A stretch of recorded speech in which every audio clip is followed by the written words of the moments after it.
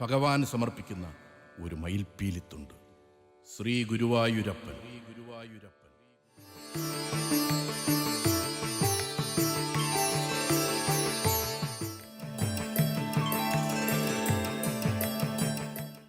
അവന് സംസാരശേഷിയില്ല, ഊമയാണ്.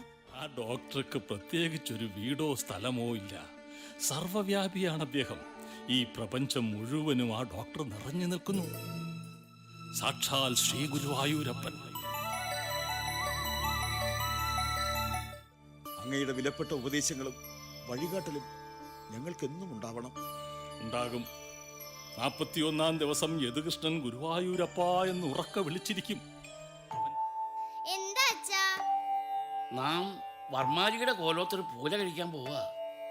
ഭഗവാന്റെ നിവേദ്യ പൂജ കഴിഞ്ഞിട്ടില്ല. കേണപേക്ഷിച്ചിട്ടും ഭഗവാൻ ഒരു പഴം പോലും കഴിച്ചില്ലല്ലോ. എന്റെ പൂജയിൽ എന്തെങ്കിലും പിഴവ് വന്നിട്ടാണോ ഭഗവാൻ കഴിക്കാത്തത്? ശ്രീകോവിൽ അശുദ്ധമാക്കിയാൽ ആരായാലും അതിന്റെ ഫലം അനുഭവിച്ചിരിക്കും. നീയല്ലേ നിവേദ്യ ചോറ് പറ്റിച്ചത്? അല്ല അച്ഛാ, നിവേദ്യം കഴിച്ചത് ഭഗവാനാണ്. സത്യം. ഉണ്ണിയെ തല്ലരുത്.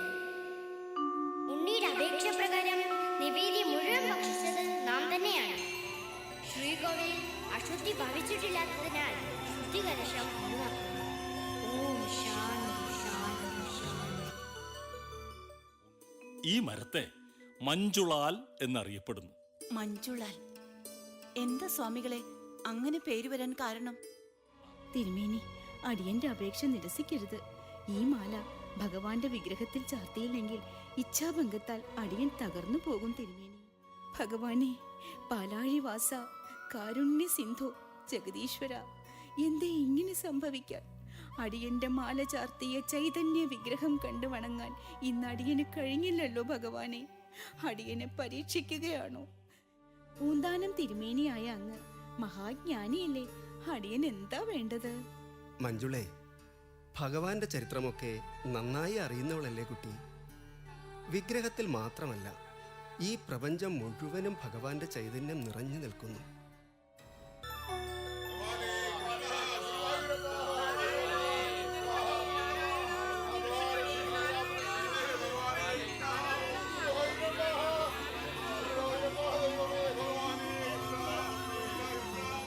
മാളിക മുകളേറിയ മന്നന്റെ തോളിൽ മാറാപ്പു കേറ്റുന്നതും ഭവാൻ.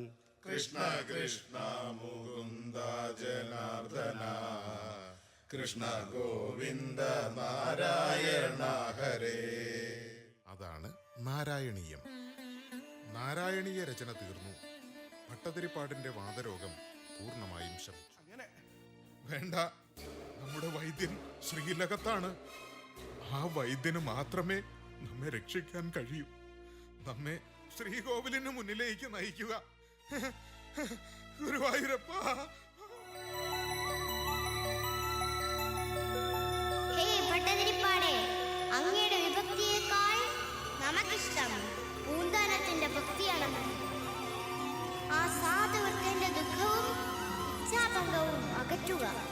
ഈ രോഗത്തിന് ഒരേ ഒരു ഔഷധം അത് മാത്രമാണെന്നും ധരിക്കുക. ഭവതു മംഗളം, ഭവതു മംഗളം, ഭവതു മംഗളം.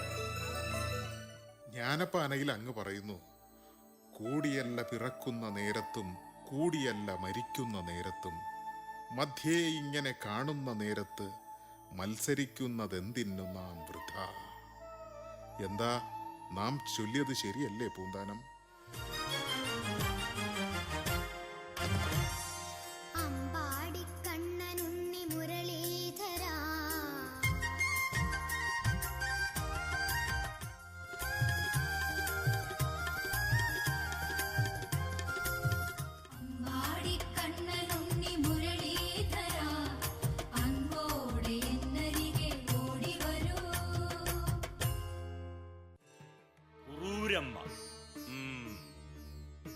നാം ധാരാളം കേട്ടിരിക്കണു.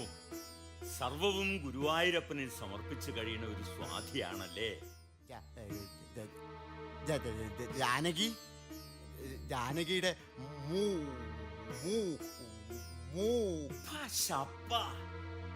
എന്താ ജാനകിയുടെ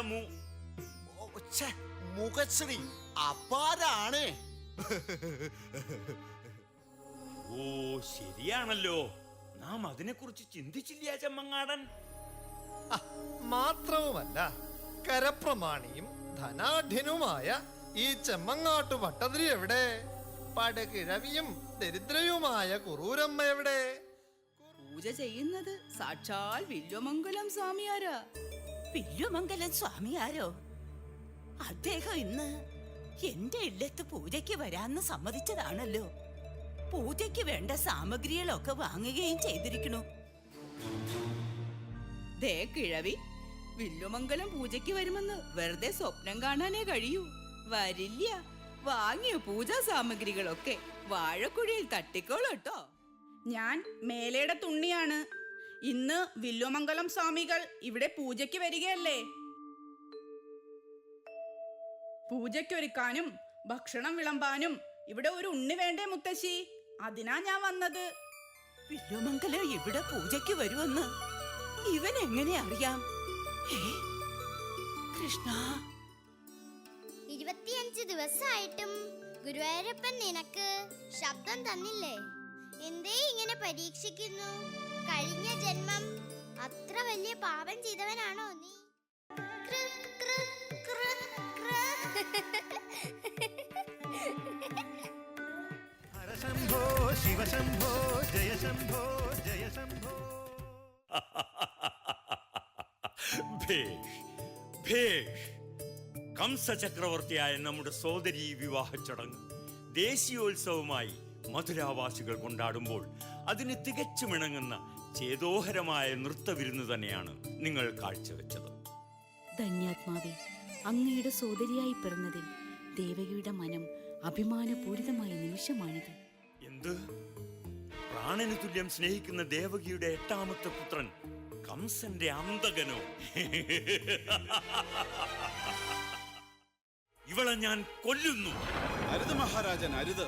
ചക്രവർത്തിയും കീർത്തിമാനുമായ അങ്ങ് പെണ്ണിനെ കൊല ചെയ്ത് കീർത്തിഭംഗം വരുത്തരുത്. അരുത് മഹാരാജൻ, പെൺകൊല മഹാപാപമാണ്. ഏയ് നിർത്ത്, ദ്രോഹി!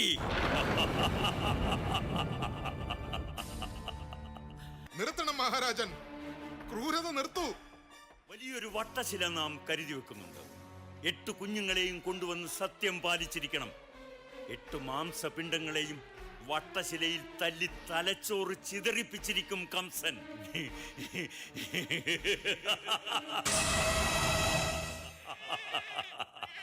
വട്ടശില,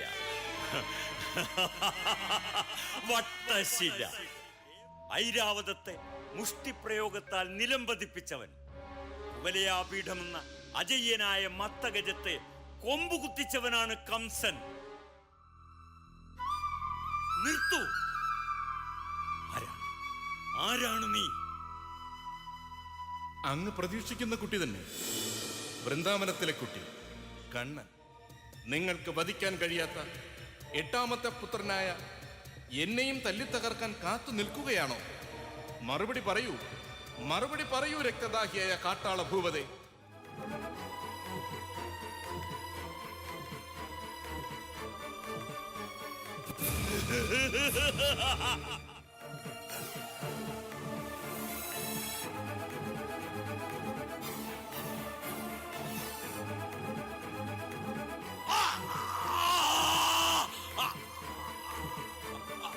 ധന്യത, കൃതാർത്ഥത.